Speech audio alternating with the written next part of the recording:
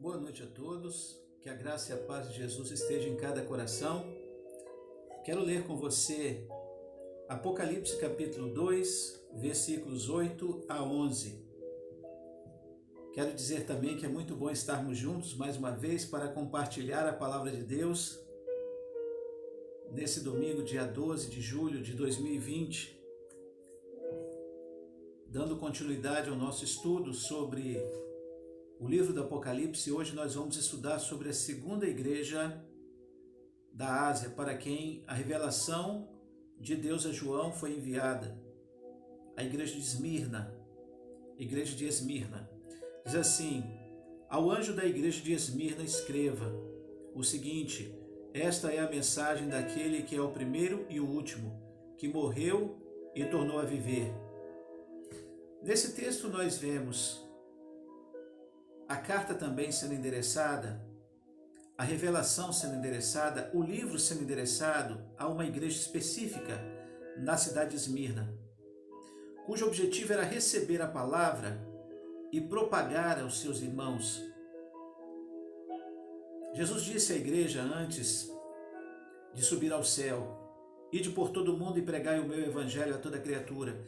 Então esse evangelho, essa mensagem de Cristo que era dada à igreja, o objetivo era que a igreja cumprisse a sua missão, levando a mensagem da revelação de Deus aos povos, aos irmãos. Porque alguém poderia dizer assim: pastor, mas eram tantas igrejas que existiam no primeiro século, por que Jesus entregou somente as 7? É porque essas 7 igrejas estavam em locais de proeminência. Esmirna está localizada onde hoje é praticamente a Turquia. A cidade de Esmirna também era uma cidade próspera, como era a cidade de Éfeso.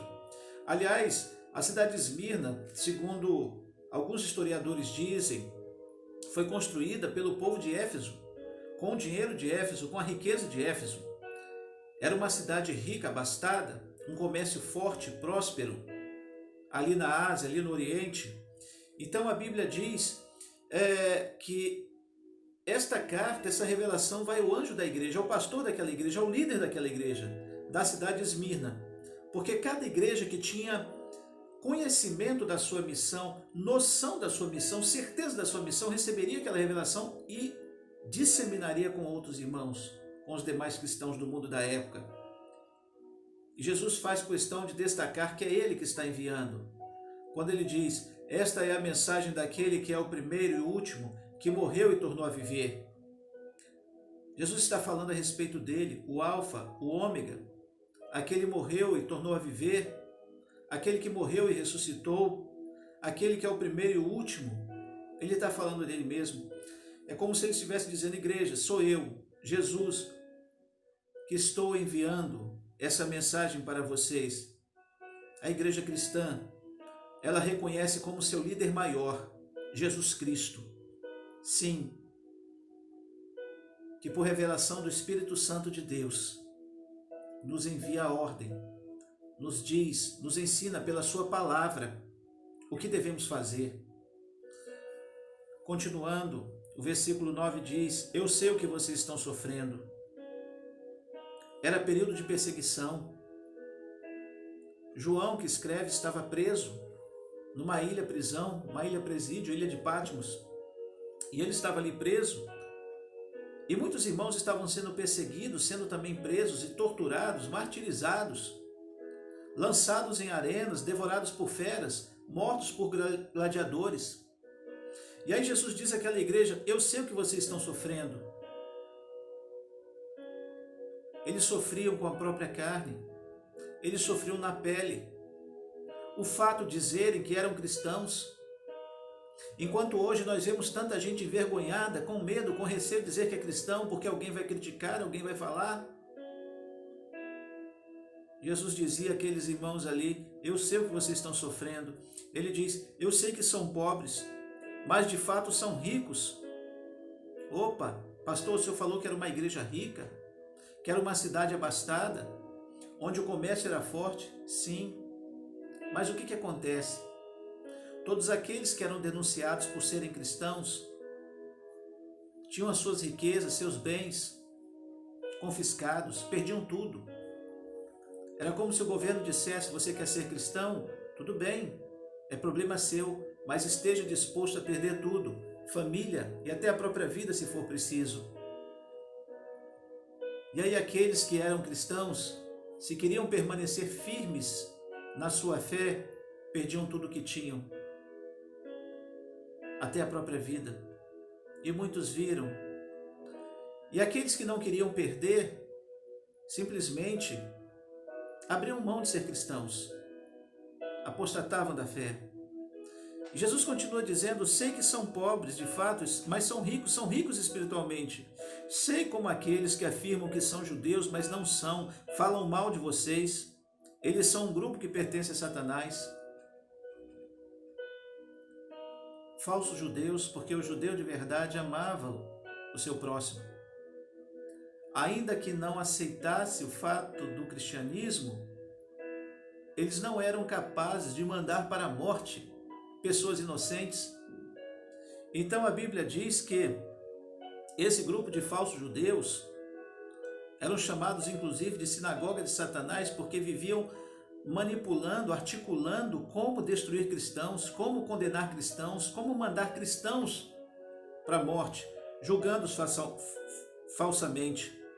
Mas Jesus diz: não tenham medo do que vocês vão sofrer. Jesus está dizendo: vocês vão sofrer, vocês vão passar por luta. A vida cristã não é um mar de rosas. Pessoas falam mal de cristãos, pessoas perseguem cristãos, verdadeiros cristãos. E Jesus diz: eu sei o que vocês vão sofrer, não tenham medo do que vão sofrer. Mas escutem, o diabo vai pôr na prisão alguns de vocês para que sejam provados e sofram durante 10 dias. Aqui Jesus está dizendo aqui, como o diabo, ele tem sede da vida daqueles que são fiéis, daqueles que têm uma vida correta, honesta, certa. Como que o diabo persegue pessoas assim? Mas Cristo diz: sejam fiéis, mesmo que tenham que morrer. Mesmo que tenham que morrer. E como prêmio da vitória, eu lhes darei a vida. Sejam fiéis até a morte, e eu darei a vocês a coroa da vida. Que coisa tremenda! Portanto, se vocês têm ouvidos para ouvir, então ouçam o que o Espírito de Deus diz às igrejas. Jesus está dizendo: quem tem ouvidos para ouvir? Ele está querendo dizer: prestem atenção, estejam atentos, fiquem firmes. Quem tem ouvidos para ouvir, ouçam o que o Espírito de Deus diz às igrejas. E aqueles que conseguirem a vitória não sofrerão o castigo da segunda morte. A primeira morte é física, a segunda morte é espiritual, que é a condenação eterna. Então aquele que fica firme até o fim não sofre a segunda morte. Por quê? Irá para o céu, será salvo. Essa é a mensagem que é dada a Esmirna. Esmirna, dentre as 7 igrejas da Ásia, eu preciso dizer, é uma das únicas igrejas, ela e Filadélfia, que não são censuradas por Cristo. São apenas elogiadas e incentivadas. As outras igrejas tinham algum probleminha, e a gente vai destacar depois. Mas Esmirna era uma igreja perseguida, mas uma igreja operosa. Era uma igreja que sofria lutas, mas uma igreja que não desistia. Que sejamos assim, firmes e fortes, com uma fé inabalável. Amém, queridos? Deus nos abençoe, em nome de Jesus. Nós vamos orar. Eu quero orar também hoje especialmente pela família da irmã Lídia, que perdeu a sua mamãe nessa data. A dona Maria José faleceu hoje e será sepultada amanhã. Então eu peço oração por toda a família que está sofrendo a perda, a dor da perda. A morte não foi por Covid-19.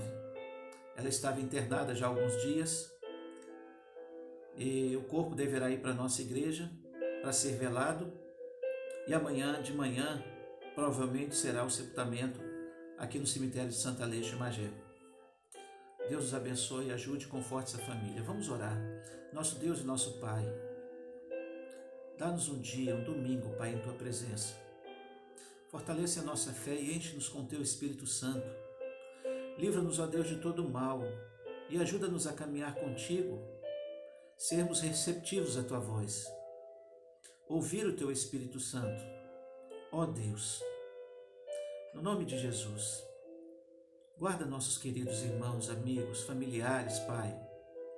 Guarda a Tua igreja, o Teu povo, aqueles que Te buscam, aqueles que Te amam, Pai. Guarda a família da Lídia, abençoa, Pai, seus entes queridos. Guarda cada um deles que estão sofrendo a dor da perda. Toma a nossa vida em Tuas mãos, Pai. Guarda a nossa nação, nós Te pedimos. No nome santo de Jesus, nosso Senhor e Salvador, é que a Ti fazemos esta oração, hoje e para todo sempre. Amém, Senhor. Bom estar contigo, querido. Muito bom. Estou indo agora para estar com a família que está enlutada. Deus nos abençoe, nos guarde e guarde a vida de cada um de nós essa noite. Um beijo no seu coração